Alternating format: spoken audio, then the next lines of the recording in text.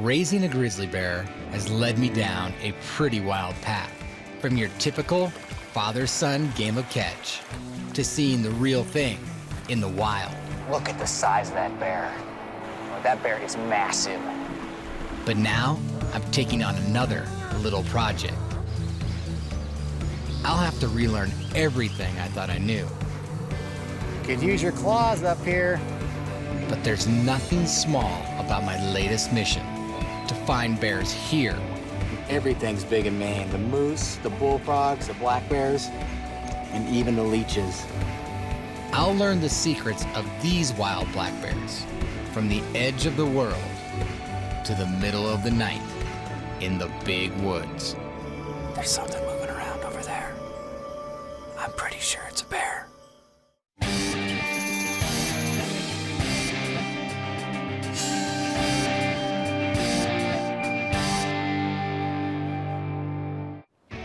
I've worked with many ambassador animals like Attili the mountain lion, here on the Triple D Ranch in northern Montana. So when they told me they were adopting a furry new friend, I couldn't wait to meet the new arrival. Today is my lucky day. There's a new addition here at Triple D. A little 10-week-old black bear cub. Look at this little guy. He's just learning to walk. He's so small. Out in the wild, he wouldn't even be coming out of the den yet. Since I'm going to be godfather to this orphan black bear cub for the next year, he's been given the name Casey Jr. Now this little guy is making his television debut today. And he's gonna be an animal ambassador, and he's gonna teach the world about black bears. Before Casey Jr. goes on to teach the world, I'm hoping he'll teach me a thing or two first. It was almost 10 years ago now that another little bundle of joy bounded into my life. His name is Brutus, and he's taught me more about grizzly bears than I ever could have imagined. To this day, we have a one-of-a-kind relationship, even though Brutus now weighs more than 900 pounds.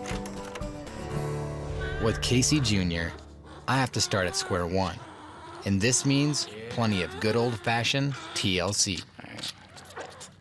And just like Brutus, in order to be an animal ambassador, it's really important for this little guy to bond to humans. And bottle feeding is a great way to form that bond.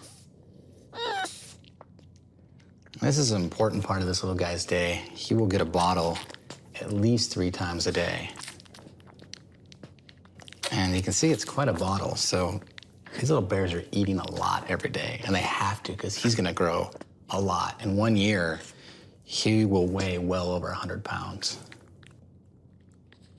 And at this age, they're really just trying to develop enough that they can leave the den and take their first steps out into the wild. So now this little guy's been all fed. It's time to see if he's learning how to walk. Ready to try walking, buddy? Here we go. I'm gonna go over here. Come on, buddy. Come on. Good job. Oh, good job. That was good.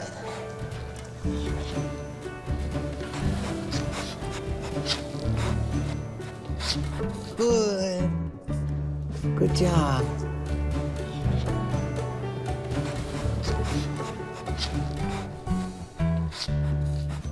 It's gonna be so cool to watch you grow up, buddy. You're gonna be bigger than me one day. You believe that? So he's learning a lot today. And one thing he's definitely learning about is that he has incredible jaw pressure. His little canines are pretty dull, but he's sure digging them in. If you look at my finger there, you can see a pretty good red indention. It's amazing how strong these little guys are. Ready to go, bud? Let's go. Nap time. Nap time. Ready for nap time? Okay. There you go, buddy. Back into your den. Oh, back into your den. Casey Jr. and I have some important milestones to look forward to. But that's not all. Working with Brutus, I've learned how to find his wild cousins in Yellowstone. Now, Casey Jr. turns my attention to the search for wild black bears. I want to find a wild black bear in its ideal habitat. Dense forest is their bread and butter, so I leave the wide open spaces of Big Sky Country for the big woods of northern Maine. They don't call these woods big for nothing.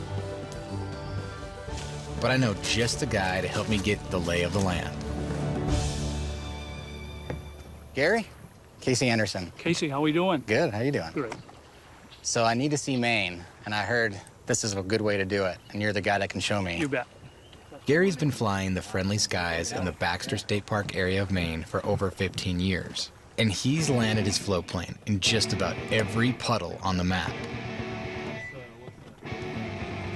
Y'all ready? I'm ready. This is pretty clear today. I think we're going to be off for a pretty nice flight this morning. Perfect.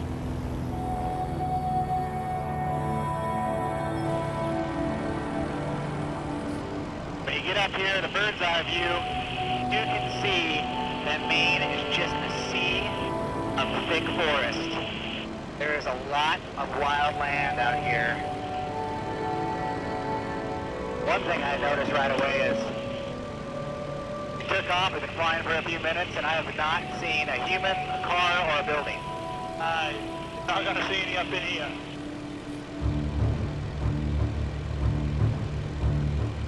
Well, being up here is a reality check. We're not in open Yellowstone country anymore. I'm excited to get out there, but navigating through this forest looks like it's gonna be tough. I know this is prime black bear habitat, and there are a lot of black bears in Maine, but I have no idea how biologists even try to count them.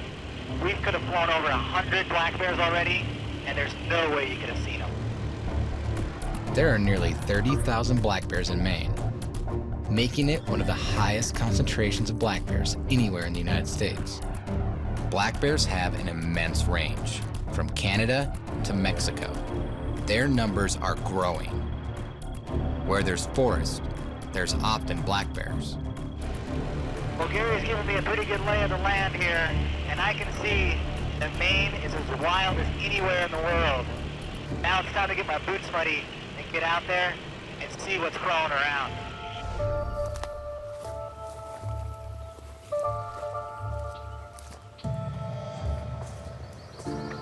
It looks like something just walked down here. There's the dew's been knocked off a lot of the plants.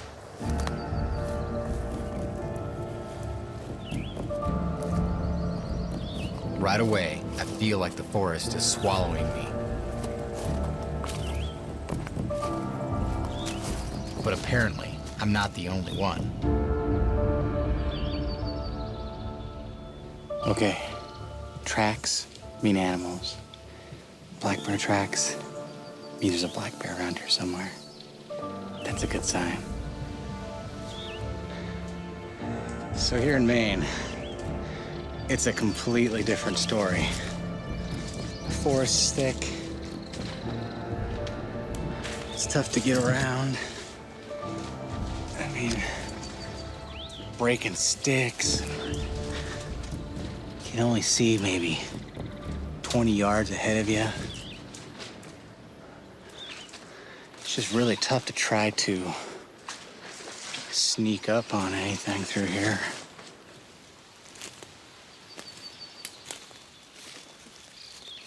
I end up on an old logging road, like the ones I saw from the air. They crisscross the woods for miles.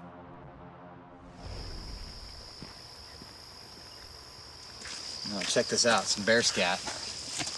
You look real close. It's pretty obvious what they're eating. You can see blueberries, and all these little seeds are the seeds from raspberries. And along these logging roads, the berries thrive. So hopefully, I'll run into a bear. Well, I've lost those bear tracks in the woods. It's getting dark. This tracking black bear stuff, it's not easy. So I've got to come up with another plan. I've had just about all I can take of the thick woods, with nothing to show for it. So I switched gears. My search for black bears, I'm gonna take a little different approach today. Been walking around these woods, tripping, making all kinds of noise. So today, I'm gonna get in the canoe, travel to this lake, and hopefully see some wildlife. There's some clear advantages to this strategy. Out here on the canoe, I'm quiet, and I can cover a lot of ground. I probably won't see an animal until I'm within spitting distance, and a black bear won't stick around to chit-chat. Well, out here in Maine, there's really no need for binoculars. There's a lot of wildlife here. It's just not visible like it is in Yellowstone, but I'm hopeful today on the canoe I'll run into something. So I just spotted a loon out here in the lake, and it looked like it was feeding. Something really cool. This lake will actually only have one pair of loons that call it home. He dove down, he's gonna come up, so I'm gonna go out there and see if I can get a closer look.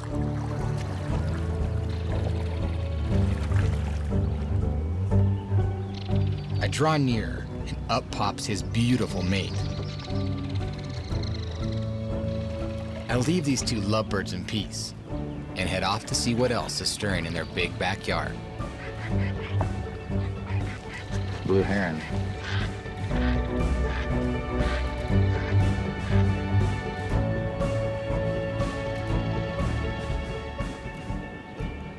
Tell me where the bears are.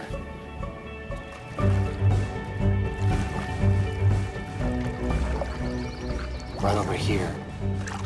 I see something in the tall grass along the edge of the lake. Looks like a moose. Usually I wouldn't approach a moose, but this is a pretty great situation. I'm out here in my canoe. Really can't come out here.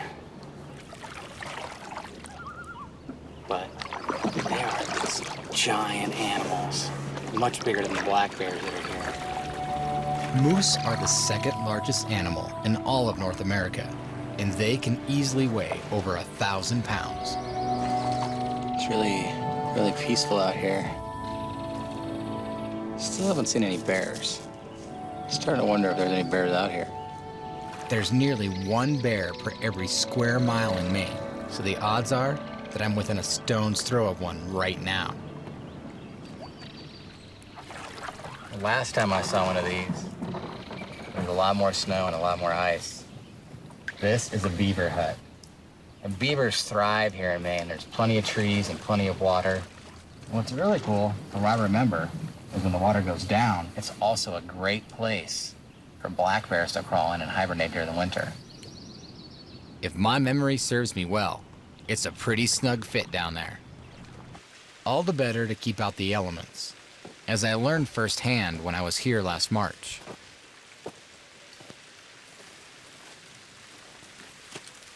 Winter in Maine is cold and wet. When you add those two together, it can create some pretty dangerous situations. And this is probably one of the most dangerous situations that can happen in winter in Maine. An ice storm. I mean, look at this.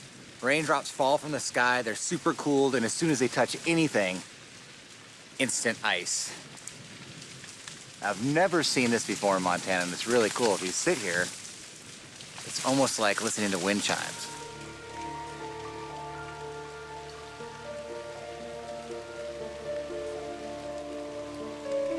Little black bear cubs, they're just being born. I timed my arrival perfectly to see these newborn cubs.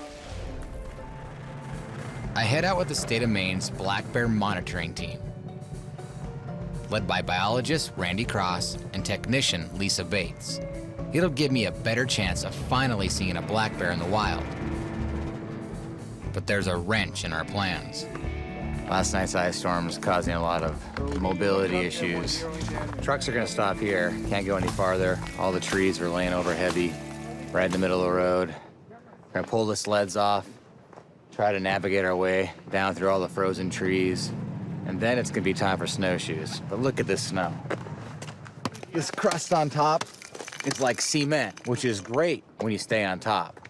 But if you fall through, this stuff is like a knife cutting into your shins. So today it's gonna be some tough going, but hopefully we find some black bears.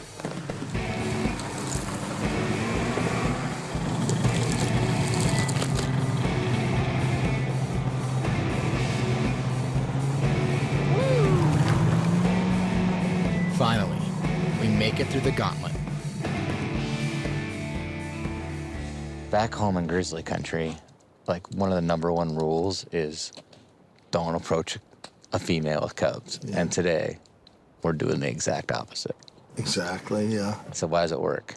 It works because black bears would prefer not to make contact, and grizzlies are pretty quick to go ahead and neutralize any threat. These bears live by running away. Yeah, oh, cool. I trust you. I trust you enough that I'm gonna walk towards a female with cubs. Working with wildlife is always unpredictable. And right now, the team's GPS unit, their chief method for locating bears, is malfunctioning. Any luck? That's what we were afraid of. So, well, we got flags down there. If we can find where we were, we'll be all set. Listen for cubs. We're going to try this the old-fashioned way, by using only our eyes and ears.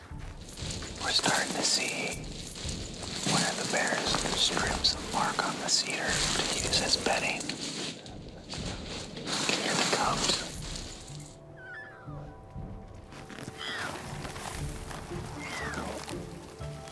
This is really, really cool. The bears have denned in an old beaver lodge. Now we just gotta figure our way into it. The team hangs back while Lisa scouts for an opening among the branches, through which she can tranquilize the sow.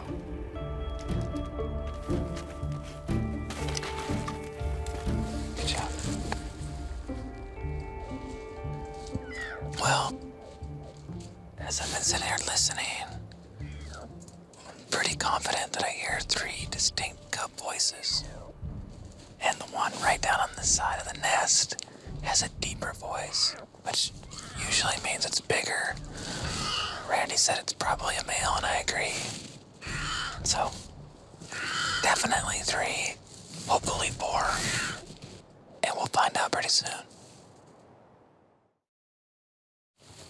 We've just tranquilized an adult sow black bear hibernating in this den, or so we think. Now, the real fun begins. Do you see anything? I can see a black bear. Yeah, that's yeah. Like right. All right, we're in the same den. That's good. Lisa hands me the first cub. I'm struck by how small and helpless he is, just like Casey Jr. These cubs have an incredible journey ahead of them, but they'll first need to survive several bitterly cold months in this uninsulated den. Nursing and keeping warm are the 2 main priorities, and my jacket is no substitute for being close to Mom. The ambient air temperature in the den can drop to minus 28 degrees Fahrenheit, and Mom's heart rate slows to as little as 8 beats per minute. But somehow she maintains a cozy body temperature of 88 degrees all winter long. All the cubs have to do is stay close. How cool is 2 males and a female. You know, this is about the age that first time I ever saw Brutus. He's about this size, actually. Yeah. And made the same loud noise. Too cute. Next up's Mom. Here she comes. She's pretty. The team goes into action. The cubs are losing precious body heat by the second, and Mom's tranquilizer will wear off soon. They have only 30 minutes to check teeth and paws, ear tag and measure cubs, and weigh the whole group, including Mom. All right. I think so. Okay, up. Now we have Off to the go. ground. She's off the ground. So they're doing the final measurements here, weighing her. I'm keeping these little guys warm and cuddled in. Then we're gonna tuck them all back into the ground nest, cover them up with some boughs, and let them be. Now the question is, who puts them back in the den and how? Apparently, it's me. Luckily, Lisa gives me her protective hat, and in I go. Never been in a black bear den before. We're gonna push you, you're gonna pull. I thought my room was small growing up. First comes Mama, followed by the little ones. Getting in was the easy part. Looks like he's staying in there. Getting out, not so much. Oh boy, that's a tight fit. Hopefully, Mom doesn't wake up now. It's not as big as it looks in there. The bears are snugged safely back in the den. The temperature is plummeting, so it's time to head out. Home to greener pastures, where I have a cub of my own who's finally ready to leave the den and see what's out there in the big wide world for the very first time. So it's been over a month, and look how big Casey Bear has grown. Now I remember his very first steps, and now he's running around and exploring the new world. Everything is new. There's so much to explore and smell and feel. And something as simple as water is so interesting to them. And just like most black bears, I'm sure one day he'll learn to love water.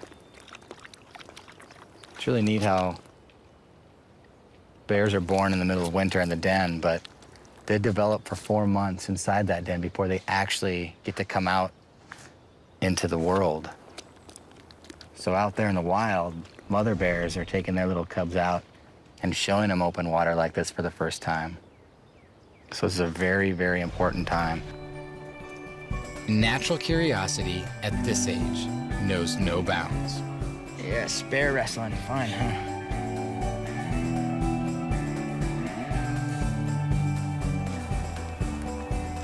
Just as I expected, the instinct to climb is there from the start. But Casey Jr. might need a little practice.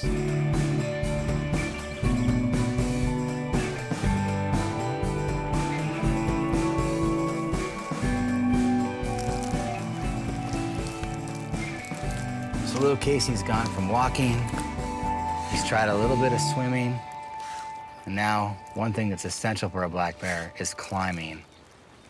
And this log laying here and him balancing on it is really just baby steps, but baby steps in the right direction.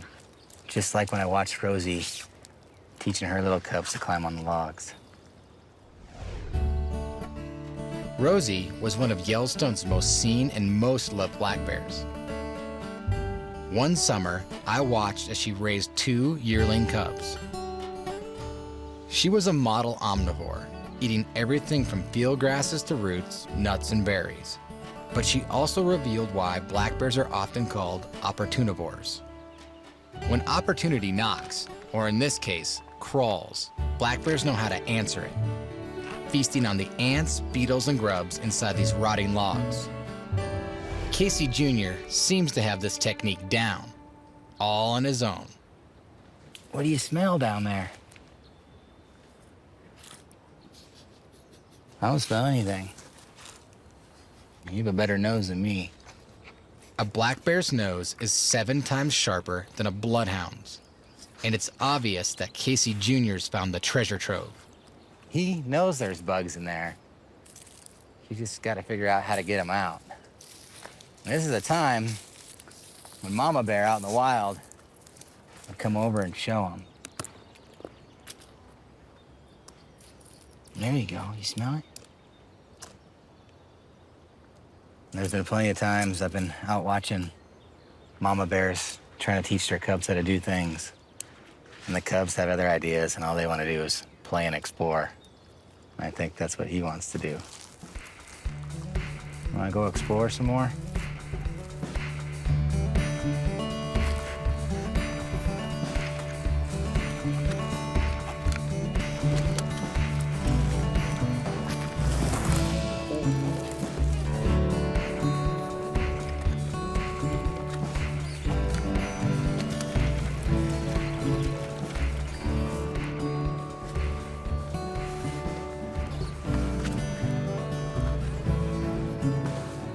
promise I'll come back and we can do some more exploring, all right, bud?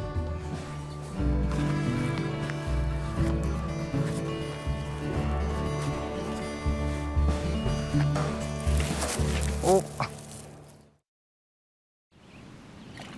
I'm combing Maine's waterways to see a black bear, and I've found plenty of other wildlife. But it's time to head back to dry land. Well, hello there, big bullfrog. Don't have you in Montana. There's only one way to get a closer look. You can't do this without getting your feet wet. Years of practice have taught me that frog catching is a kind of art form.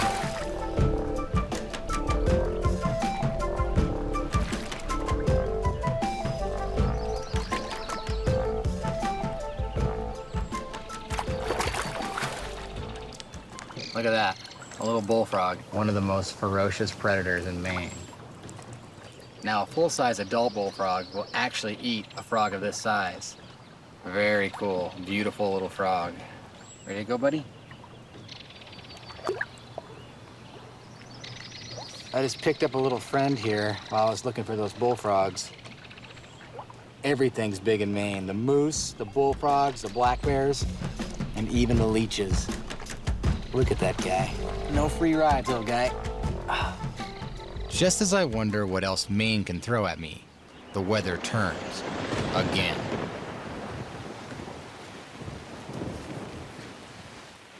So I'm grateful for the lean-to that'll be my home sweet home for the night. There's nothing like a warm, dry place to hang your hat at the end of the day. Breathe a sigh of relief and take it all in.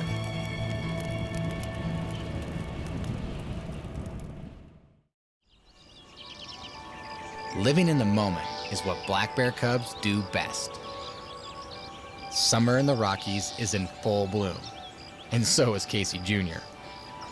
So it's been a couple months since the last time I hung out with little Casey, and you can see he's grown a lot. Come here, buddy. Out in the wild, a little cub at this age, they're learning so much, but Mama keeps them pretty busy. So they only have a little bit of time to play. He's definitely turning into a little black bear. Starting to grow into his ears a little bit. His hair coat color's more typical of a black bear. He's just getting big. And it's just amazing how much he'll actually grow over the next few months. And all that growth comes from eating a lot of food.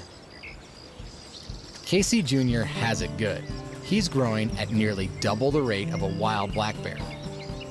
In the wild, only half of black bear cubs will survive their first 6 months. But if they do, they can reach 300 pounds by their 3rd summer. Oh, boy. It won't be too much longer and you won't be able to do this. You'll squish me.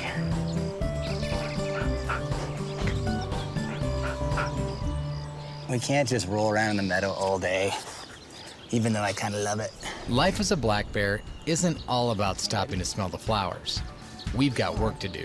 I think it's time Casey Jr. took his first wild bear test. Because a good ambassador animal doesn't just look the part. Over the years, I've taught Brutus to catch fish like the salmon-eating bears of Alaska. He's even learned to wrestle like a wild bear with his buddy Jake.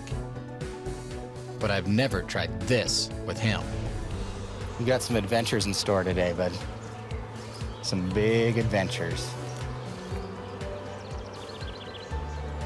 First, Casey Jr. needs to fuel up.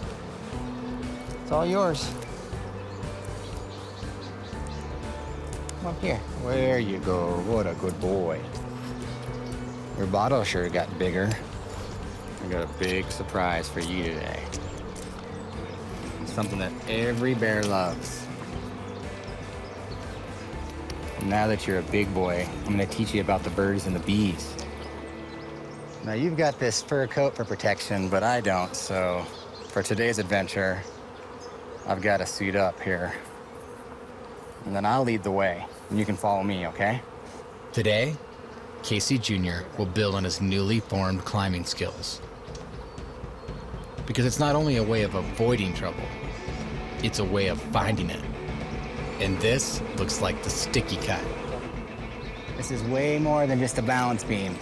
I got an awesome adventure for you up here. Come on, let's go check it out.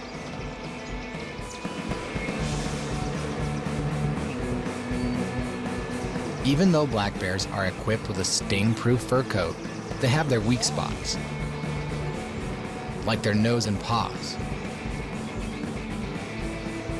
And after a few little stings, Casey Jr. looks to me for guidance. But the proof is in the pudding. I'll need to get some of the comb down here to show him the value of all this hard work. All right, I make you a deal. If you want to hang out down here, I'll go raid the hive and come back, okay? All right, I'll be right back.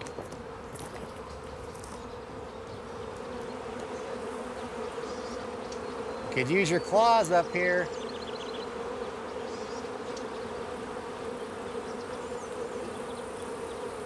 Oh, yeah.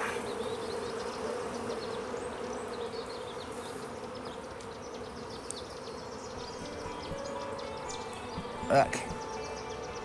See, out in the wild, bears eat more than just the honey. They eat the bees, their babies, the honeycomb there. That's the good stuff right there. That makes it worth every sting. It's a myth that bears are just after the honey. The real caloric punch is in the brood, the larvae and the young bees still developing in the honeycomb. We got a little bit to learn about being a big bear, but I think you did all right. Yes, I did.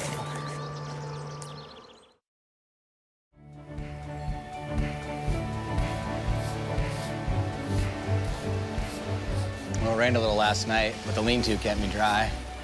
And today, I'm off to search for black bears once again. I figure if I'm finally going to see a bear in this ecosystem, I need to change my perspective. So I head into the high country. But not just any high country. I'm here on the Appalachian Trail, and my mission today is the top of Mount Katahdin, and I just broke out a tree line.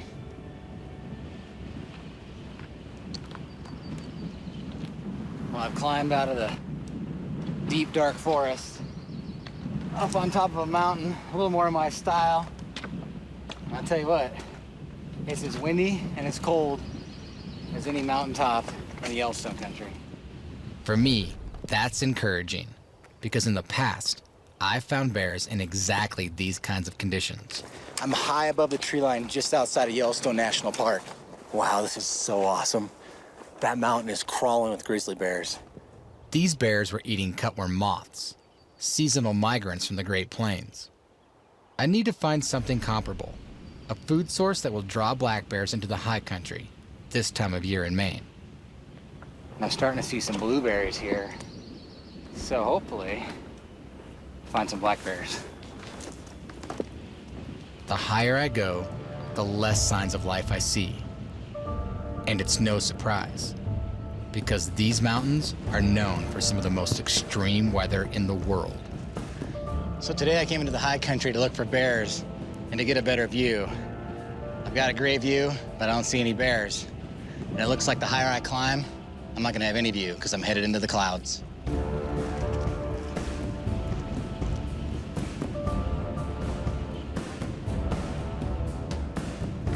When I was a kid, walking around the forest with my dad, and we didn't see any animals, we used to get this thing we'd call peak fever.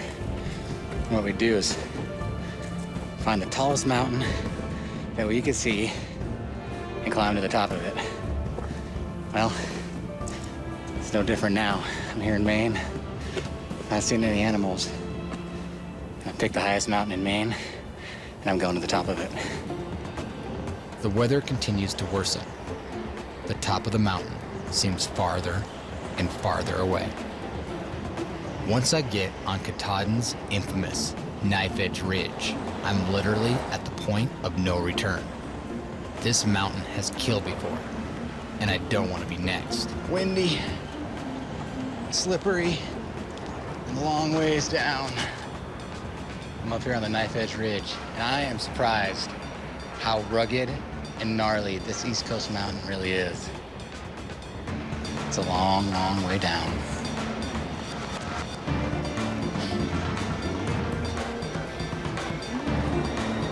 fog settles in for good, just as I complete my traverse of the knife edge.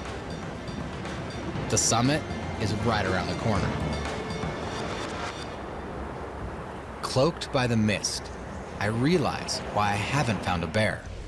I grew up walking around the woods back west. And you learn a lot just by experience, by being out there. And to come from the west out here to the east, you know, a little of that knowledge will transfer, but not at all. There's a bit of a learning curve.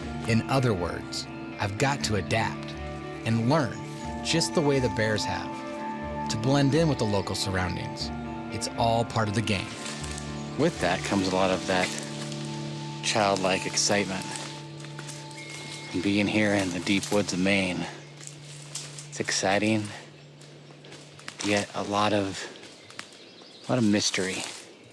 I've been charging ahead, ignoring the fact that these bears are masters of stealth. So I'm gonna have to beat them at their own sport, on their own unique turf.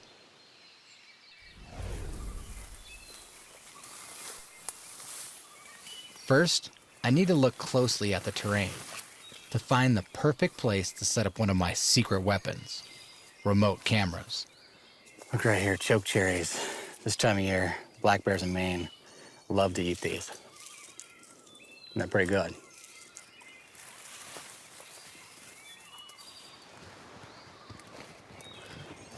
This is a great sign right here. You can see where these bears have come into this berry patch. One stopped by the stump, tore it apart, likely to eat ants. And if you look around, there's berries everywhere. So this is a great spot for black bears to come and eat. And you can see by this trail, they use it a lot, going back into the forest and coming out here and eating. So if they come here at night, this camera will actually catch them too. Next, I steal a trick right out of the black bear playbook. With the right materials and the right location, I'm going to simply disappear.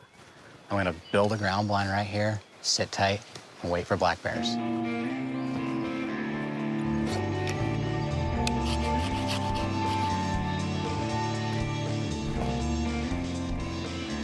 When you're building a place to hide, it's always best to use the materials that already exist in the forest. What it does, it basically builds this nice barrier that'll conceal my outline and any movement that I have while I'm sitting here. So now, all I gotta do is get comfortable, is just sit here and wait. The seconds turn to minutes. The minutes to hours.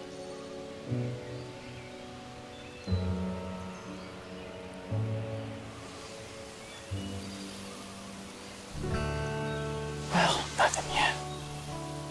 Been sitting here a while. Nothing but squirrels. Darkness increases, and so does animal activity. Oh, there's a pine bark right over there by the rock. It's the first thing I've seen tonight. Pretty cool. Dusk falls into pitch darkness. I'm ready to pack up and leave. Did you hear that? Something's moving around out there.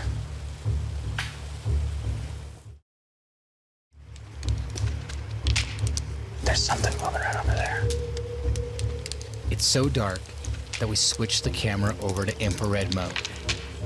But even that penetrates just a few feet into the inky darkness. But I'm definitely not the only one out here. There's something moving around over there. I'm pretty sure it's a bear, but I can't see anything. So I think it's a good time to slip out of here.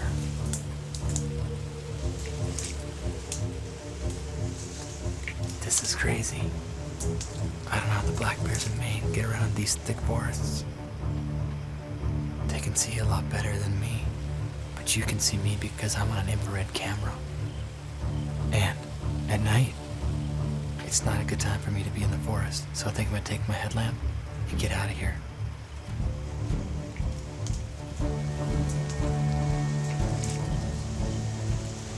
I can only wonder what the remote cameras will film. And it's been one wild journey up to this point. I've hiked through dense forest, searched the waterways, and the mountain ranges. And now, I'm hoping that all my patience will finally pay off. There are 3 recordings. The tiny reflective eyes of a marten on the first, followed by the distinctive ringtail of a raccoon on the second. But there's one more clip. And there, steaming up the camera lens with its warm breath, is the unmistakable image of a wild black bear. As it hits the berry jackpot, I can't help but think I've won my own lottery. To me, these few seconds of footage are priceless. And to think, I was only a few feet away. Luckily, I know a bear who doesn't mind my company. Look at how big you've gotten. You're literally 20 times bigger than when I first met you. Big challenge today. No bottle feeding, no bringing the food to you. It's time to be a big bear. Ready? Come on, I'll show you. Choke cherries. Bears are supposed to love these choke cherries. Casey Jr. doesn't take long to express his opinion. This is the most important meal of the year. You gotta fatten up on these berries because you're gonna be hibernating for half the year. So you gotta get really, really fat. Over the course of the winter, a black bear can lose 25% of its total body weight. They need to store significant fat reserves before hibernation. It's a biological process called hyperphagia. Casey Jr. seems like he's got the idea, so I prepare him a suitable finale. Over the last year, little Casey has won over my heart. And the key to a bear's heart is food. So today, I got him a big meal. Little Casey, I got a treat for you. Come here, buddy. Look what I got for you. Check this out. Casey Jr. bounds over. But suddenly, the crew erupts in a panic. Yeah, stay away from that spot. It's a good-sized snake, too. Hey, will you leash him up? There might be a snake right here. Oh, what? So, when you're on set, sometimes there's unseen hazards. We've all heard of a snake in the grass. Look at this guy. Beautiful. And not just any snake, but the only venomous snake here in Yellowstone country. Let's see if I can get him up out of here so you can get a good look at him.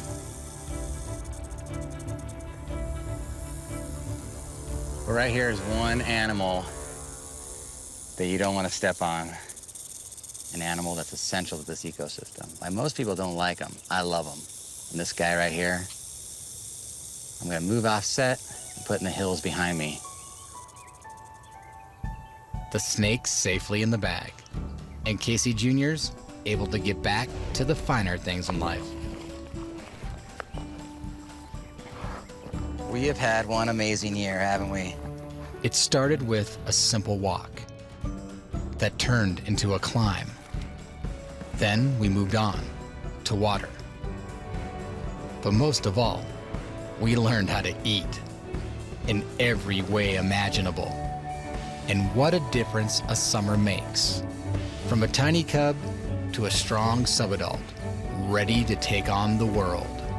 Casey Jr. is well on his way to becoming an ambassador bear and teaching the world, from Yellowstone to Maine, all about black bears. Given how much the camera loves him, don't be surprised if you see this face again.